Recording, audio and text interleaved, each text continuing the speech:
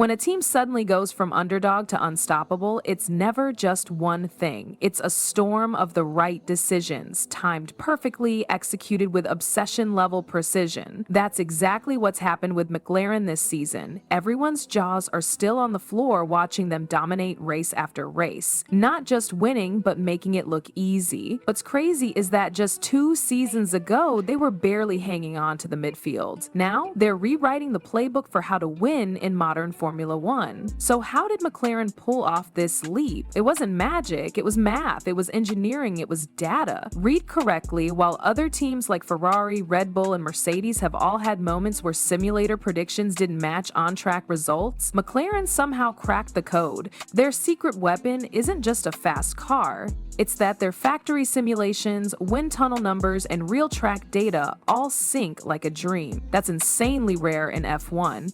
And when you're developing a car in this new era of ground effect aerodynamics, that alignment is everything. This consistency between theory and reality has let them design upgrades that just work. And not eventually, instantly. They bolt them onto the car and lap times drop, grip improves, tire wear drops, and every time they touch the car, it gets better without the usual trial and error. It's why over the past few seasons, they've made jumps mid-season that left their rivals blinking. But the real game changer came this year, because they finally started strong. And in Formula One, that's the ultimate flex. Think back to 2023. McLaren didn't even hit the ground running. They showed up late with their real upgrades, like 9 races in. And even though those upgrades were good enough to challenge for podiums, it was way too late to mount any real title challenge. Red Bull had already racked up enough points that Verstappen could have taken the rest of the season off and still been safe. McLaren were fast, but they'd already missed the train.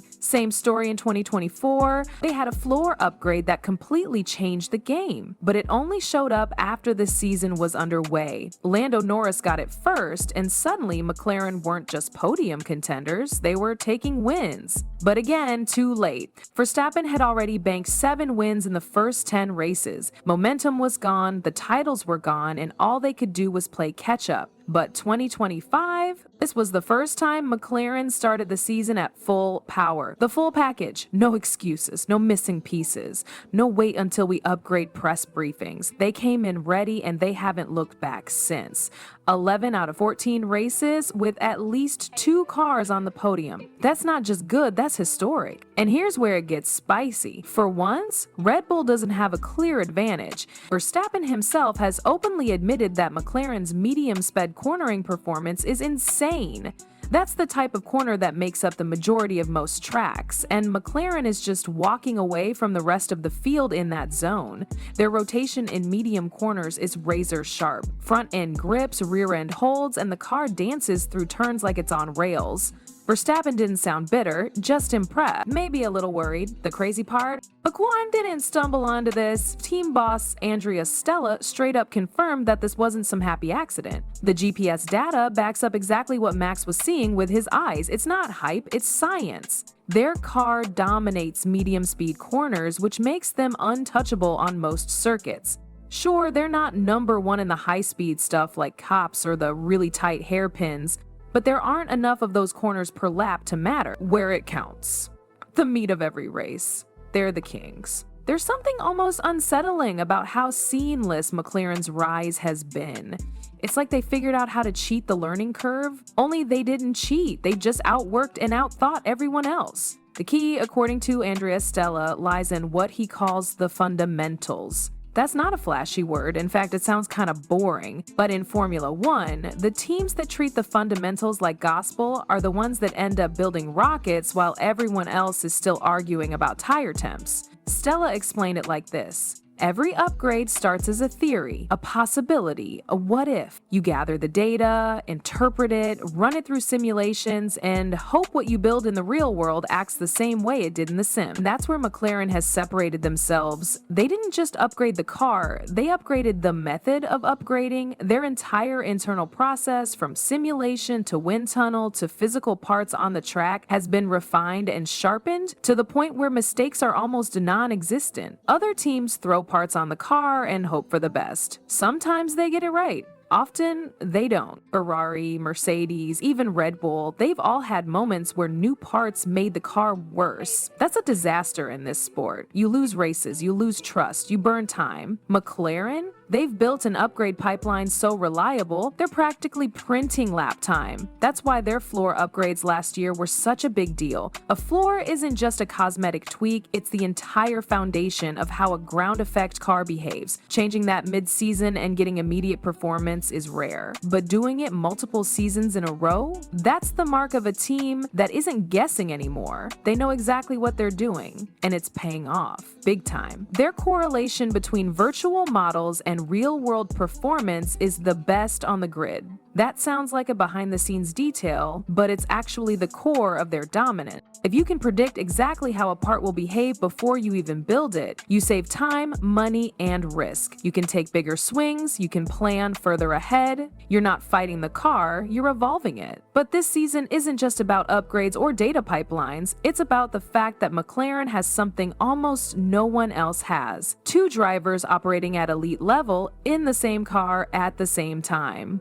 Piastri and Norris aren't just teammates, they're rivals, and right now they're locked in a title fight that somehow stayed civil, but you can feel the tension bubbling just beneath the surface. Normally, when a team has two drivers fighting for the championship, it's chaos. Think Hamilton versus Rosberg, Senna versus Prost. It always starts with respect and ends with drama, but so far, McCoy managed to keep it balanced. No obvious favoritism, no team orders, just two young drivers going flat out and trusting the team to let them race. That takes guts from the pit wall, it takes maturity from the drivers, and it takes leadership from the top. Zach Brown and Andrea Stella aren't naive. They know this harmony might not last forever. Someone's going to win the title. Someone's going to lose. And that's going to sting badly, especially if it's the only shot they ever get. That's why the team is already planning for it.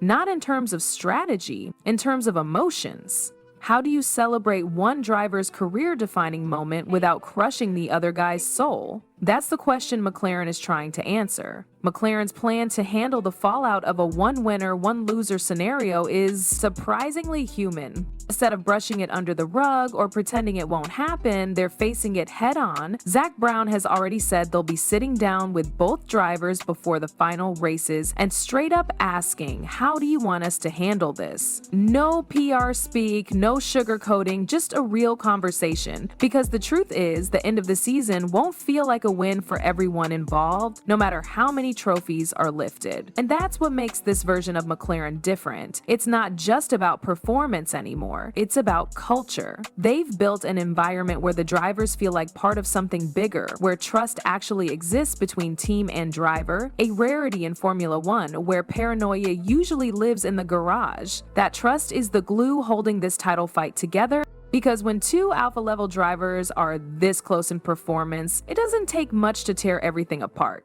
The ironic part? Most teams dream of being in this exact situation. Two fast drivers, both in contention, best car on the grid. That's the holy grail. But when you get there, you realize it's like handling a live grenade. One wrong move and the whole team implodes from the inside. But McLaren isn't flinching. They're leaning into it. And in doing so, they're rewriting the playbook on how to run a title contending team in the modern era. Of course, there's a cruel edge to all of this. Because at the end of the day, only one of those drivers is going to walk away with the championship. The other will be left clapping from the sidelines, wondering what else they could have done. And in F1, opportunities like this don't come around often. The difference between legend and what could be is sometimes a single race, a single pit stop, a single crash. The margin for error is brutal. That's why this season feels so heavy. It's not just about which McLaren driver will win, it's about the stakes for both. Oscar Piastri, the rising prodigy with ice in his veins, has the chance to cement himself as a generational talent.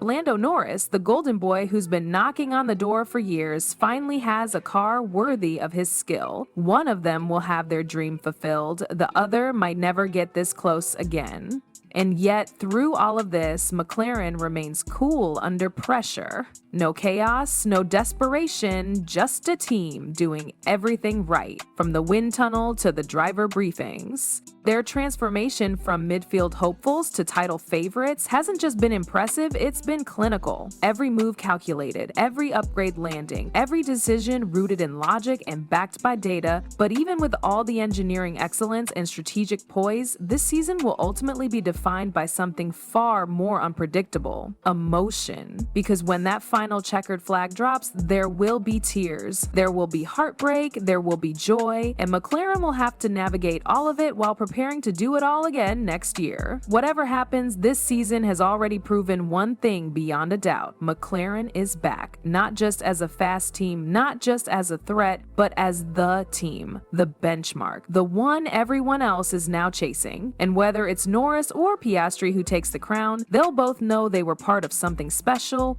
a team that didn't just win races, but changed the game.